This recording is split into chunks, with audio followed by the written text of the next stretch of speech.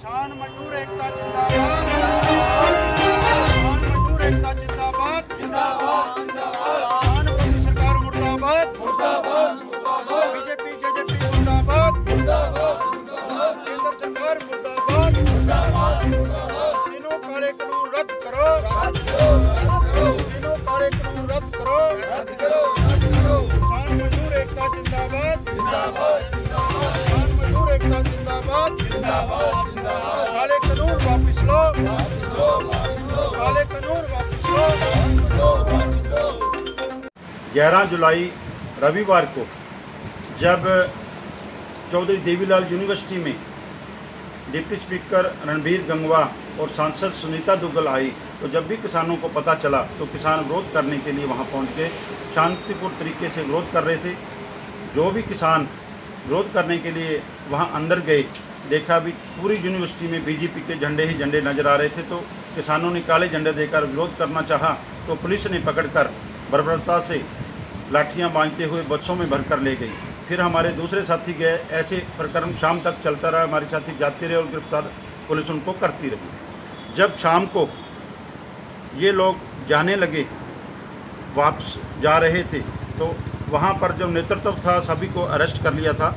तो उसके बाद में जब ये बाहर निकलने लगे तो ये नहीं कह सकते हम भी हमारे किसान ऐसा काम करेंगे।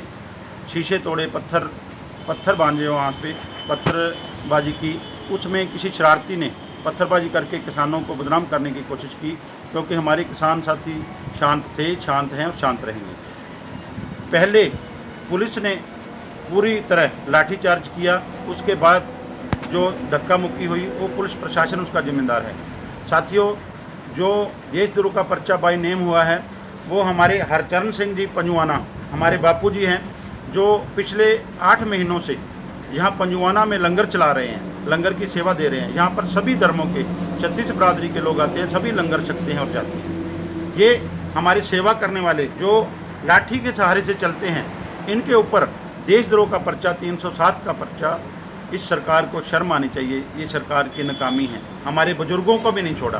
ये मैंने वीडियो में भी देखा, चैनल के माध्यम से ही पता चला है कि 2 लोग नामजद हैं, एक और हैं, एक हमारे बापूजी हरचरण सिंह जी पंजवाना और 90 अन्य पर देशद्रोह का पर्चा किया है। अगर किसान अपने हक की लड़ाई लड़ता है और उसके लिए उसके ऊपर देशद्रोह का पर्चा होता है, तो सारे किसान देशद्रोह का पर्चा कराने के लिए तैयार हैं। जितने मर्जी पर्चे कर लो, जितने मर्जी कुछ कर लो, लेकिन किसान अपने हक की लड़ाई लड़ रहा है, वो लड़ाई जारी रखेगा। कितना मर्जी डरा लो, ये तो आपने देशद्रोह का पर्चा ही किया है। अगर आप सीधी गोली का भी ऑर्डर कर दोगे तो भी किसान रुकेगा नहीं। कितनों को मारोगे, कितनों को जेलों में भेजोगे। मैं खट्टर सरकार से कहना चाहता हूँ कि खट्टर साहब, आप बाबा बंदा सिंह बहादुर के अनुयायी हैं। आपको बंदई नवाज से भी, बंदई रतन से भी सम्मानित किया गया है। अगर आप थोड़ा बहुत ही सम्मान करते हैं बंदई रतन का, तो तुरंत प्रभाव से इस्तीफा देकर किसानों की आवाज़ को सुने, क्योंकि बाबा बंदा सिंह बहादुर ने ज़मीनें दिलवाई थी लोगों को। तो आप वो उस घराने के साथ लगे हुए हो, उस कॉर्पोरेट घराने की हमायत कर रहे हो जो किसानों की ज़मीनें खोजना चाहता है। तो एक चेतावनी भी देते हैं भी ये जो पर्चे हैं तुरंत प्रभाव से सभी जो आज तक जितने भी किसानों के ऊपर पर्चे हैं रद्द होने चाहिए। ये बापू हरचरण सिंह जी भारतीय किसान एकता के जिला के संरक्षक हैं हमारे जथेबंदी के। मैं अध्यक्ष होने के नाते आपसे चेतावनी और अपील भी करता हूं भी हमारे सभी साथी जितने भी किसान और मजदूर साथियों के ऊपर पर्चे हुए हैं आज तक आंदोलन में, उसको रद्द किया जाए। नहीं तो हम संयुक्त किसान मोर्चा में ये बात उठाएंगे।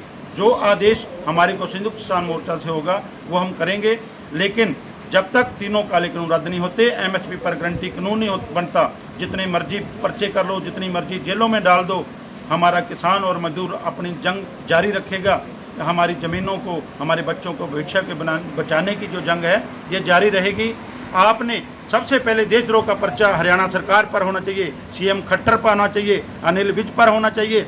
जब हम दिल्ली जा रहे थे, दिल्ली को अपने राजधानी में विरोध करने के लिए, अपना हक लेने के लिए जा रहे थे, इसी खट्टर ने सड़कों पर खड्डे खोदे थे, सड़कों के ऊपर कंटीली तारें लगवाई थी, सड़कों के ऊपर कीलें रोपी थी।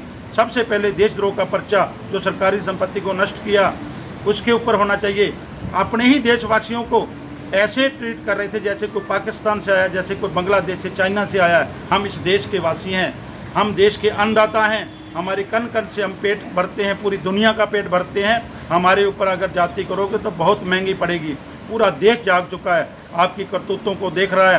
पूरे आप हमारी लड़ाई सेंटर सरकार से है, केंद्र से है। आप बीच में बचौलिया का काम करके अपने नंबर ना बनाओ। ये हमारी लड़ाई तीनों काले कानून रद्द करवाने की है। आप हमारा साथ नहीं दे सकते तो कम से कम हमारे रास्ते का रोड़ा मत बने। आपको ये बातें भुगतनी पड़ेगी। कोई भी बीजेपी, जेजेपी या किसान विरोधी कोई भी राजनेता किसी भी गांव में नहीं घुसने देंगे। आप कितना मर्जी जोर लगा लो, कितनी मर्जी फोर्स लगा लो, हमारे ऊपर लाठियाँ चला लो, गाड़ियाँ चढ़ा दो। कल भी हमारी गाड़ियाँ भी तोड़ी गई हैं। बहुत बुरा हाल किया है। यूनिवर्सिटी में जो कांड हुआ है उसमें पुलिस वालों ने भी हमारी गाड़ियों का भी क्षति पहुंचाई है। इसलिए आप इस बातों से जो ना किसान डरेगा, ना रुकेगा, ना थकेगा, इस बात से और ज़्यादा हमारे किसान साथी जो आगे होकर लड़ाई लड़ेंगे। जय जवान, जय किसान, जय संघर्ष।